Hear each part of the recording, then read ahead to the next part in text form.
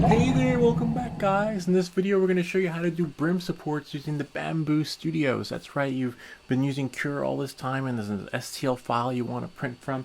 Well, without any further ado, we've got you covered. We're going to show you how to actually add the Brim supports. We actually have a project printing right now, so if you guys want to have a look, let's show you how it's actually working out. Hopefully it's working out. Otherwise we'll have to do like a second take, but we shouldn't have to. Here we go. Let's have a look and see. I'm just going to push everything so that you guys can see. And as you can see, that's us. We're live.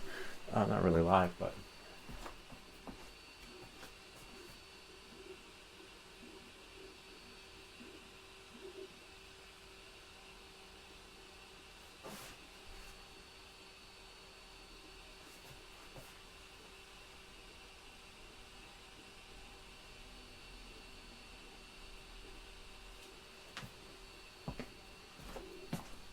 and if that doesn't give you the a good enough view, we can actually have a bird's eye view right here of it printing.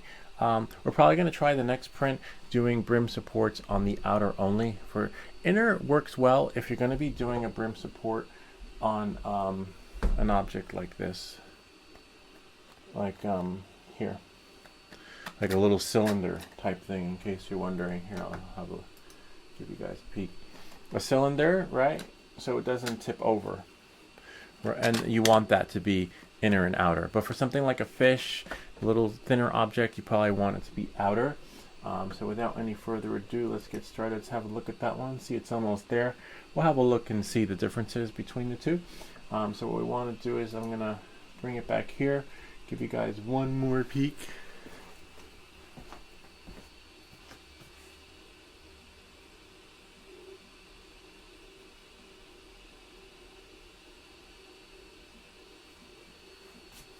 Okay, and I'll just move this over so that we can create the experience that's just right for you. This is a free STL file, and we'll come back here when it's done.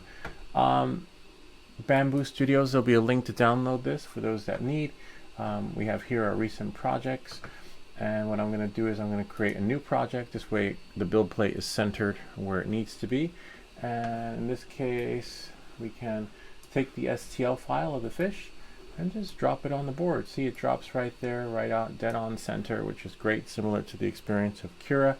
But hey, I wanna lay it flat, right? So you have here two options. One is you can select auto orient and see if I grab the board, flip it, wow, it just laid it flat. Or similar experience, which is right here. You have rotate. You can just drag the little thing and rotate it. And as you can see, this one's a little bit trickier, but you see it just rotated, but it didn't lay it flat, but it laid it at an angle.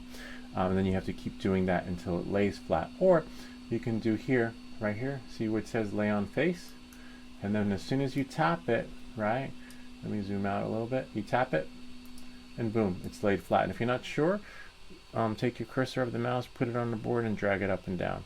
See? And then if you're wondering on how to scale, scale is really easy. See right there, you select it, but we're not going to scale this. But if you do scale, you want to make sure it's scaled at 100%, or uniform scaling, sorry. That means that it'll scale it everywhere, left, right, up, down, etc.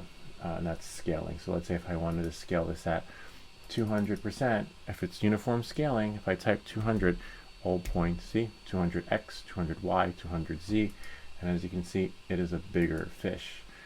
Or if you will select undo, if you grab any of the blue corners, the light blue, it will scale it that way, to uniform scaling like that.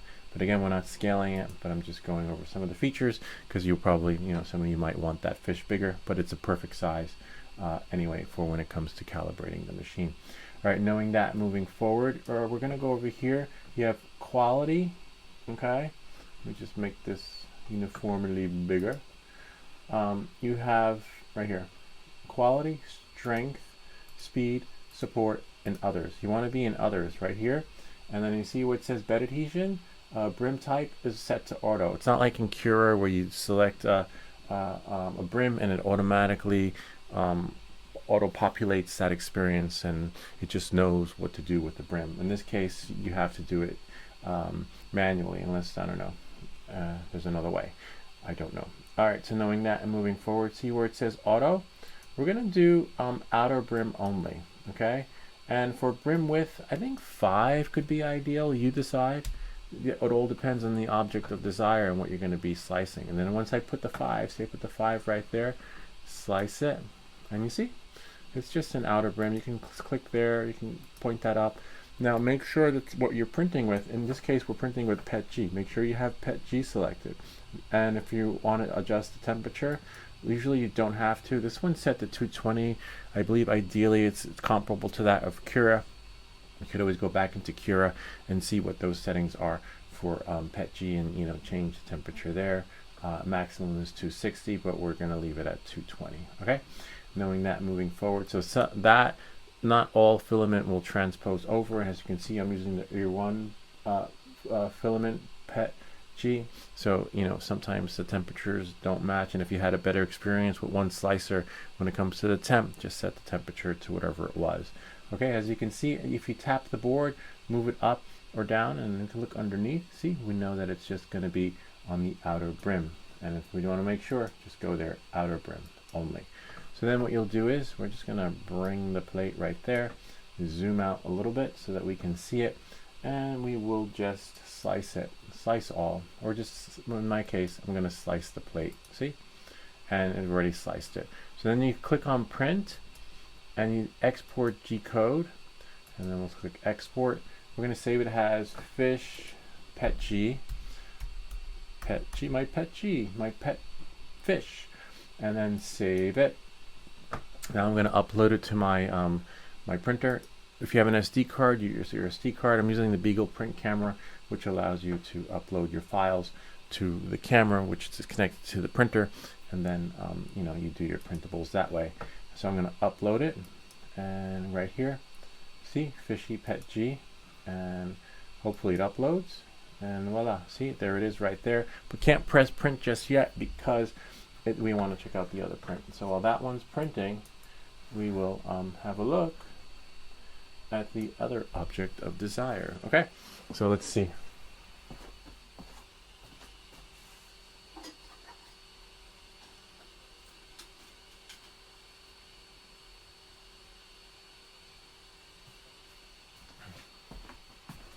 And here it is.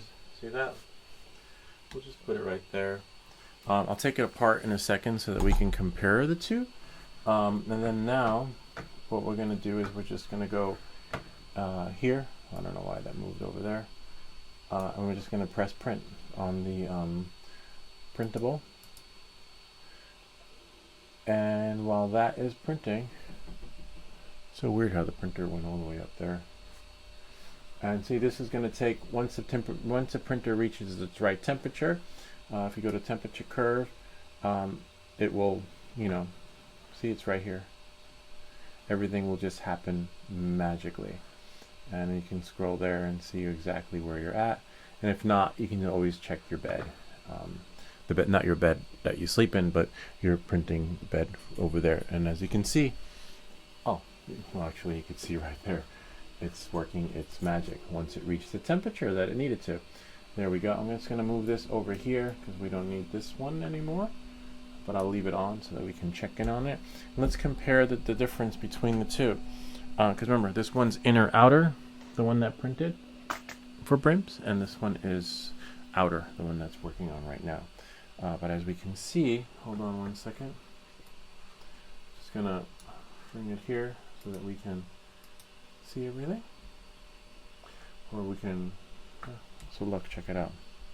And if you want to watch the print in the meantime, see, kind of neat, huh? And we have a print over there.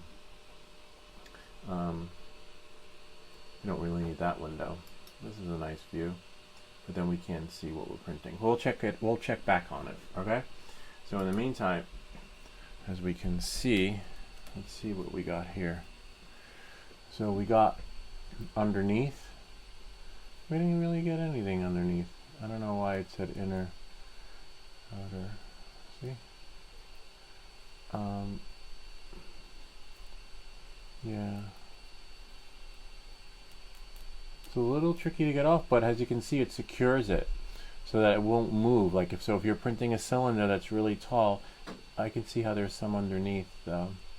If the cylinder is really tall, you probably want to use a Brim support. This one printed okay.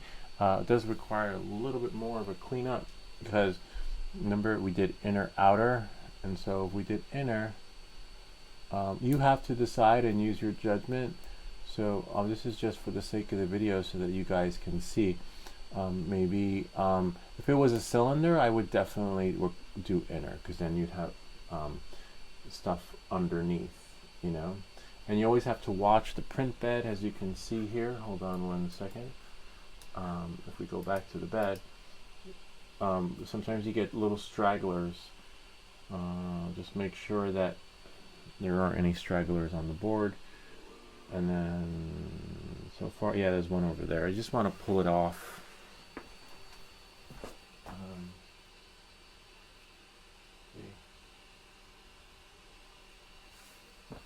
And that's normal, you know. You watch that depending on the material. In this case, since it's PETG, it does have that little bit of an effect.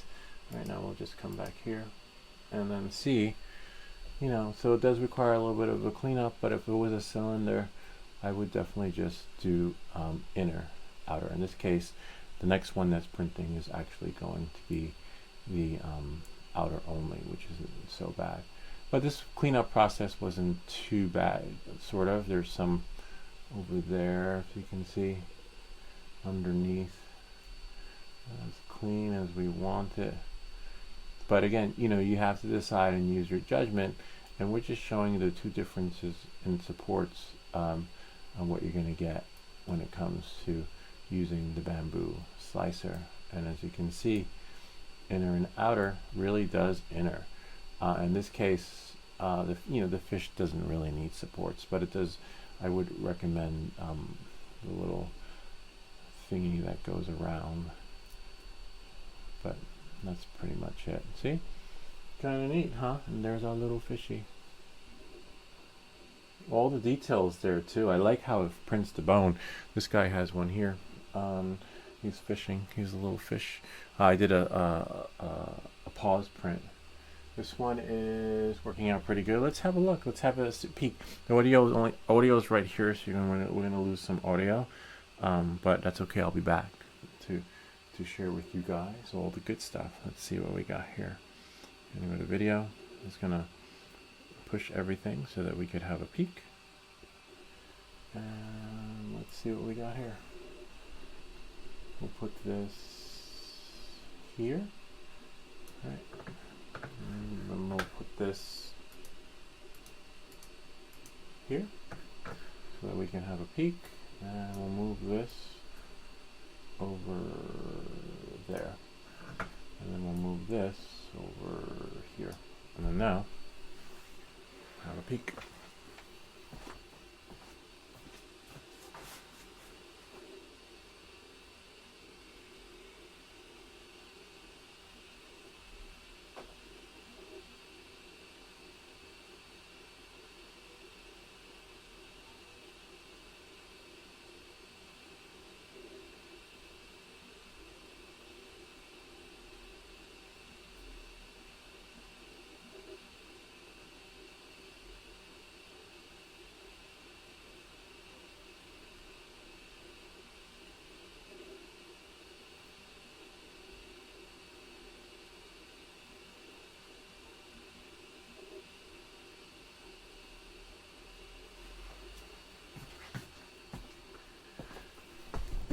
Five might be a little bit of overkill.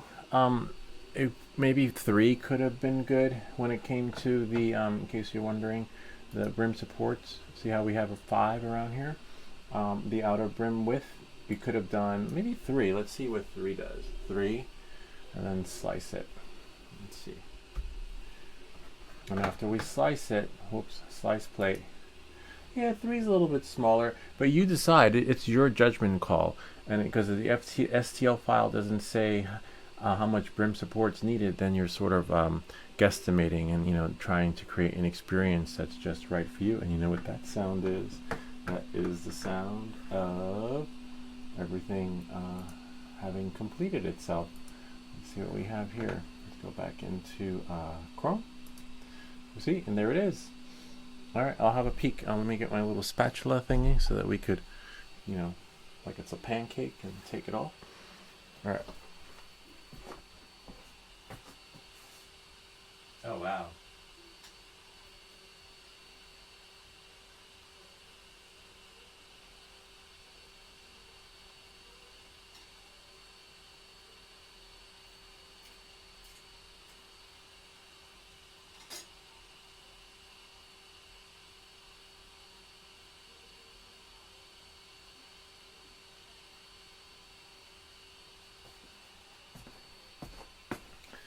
This is nice. I like this one. So this is the outer brim, and there's nothing underneath to clean up, which is great.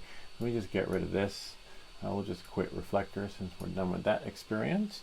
And we'll just have a peek at this over here so that we can check it out. So look, in this case, it's on the outer, right? And then we just peel off the outer shell. What's all basically a silhouette going all the way around. And you know, there's some remnants there, but it's all outer. It's not inner. So you could use a little tweezer, you know. But as you can see, the fish is clean to the bone, which is just great.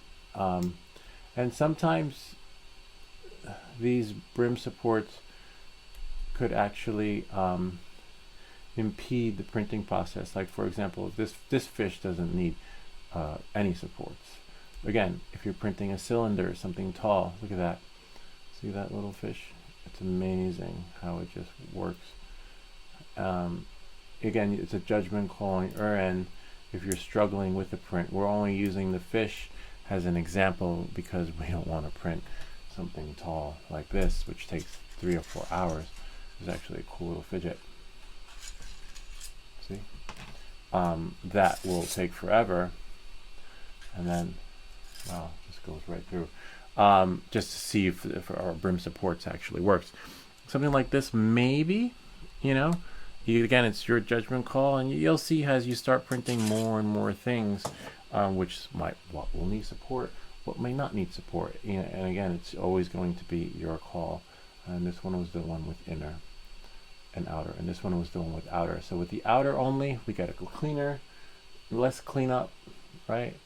Smoother, all the bone and detail is there. And again, this STL file does not need support, but this is just to give you an idea of the differences between inner outer, right? And in this case, the outer one was better because it didn't require an inner cleanup of picking the food off the bones. Anyway, kind of neat, huh? Gotta love it. I hope this video helped you. And if you have any comments or questions, feel free to leave them down below, or ideas for other videos. Remember to like and subscribe, and I'll see you all next time.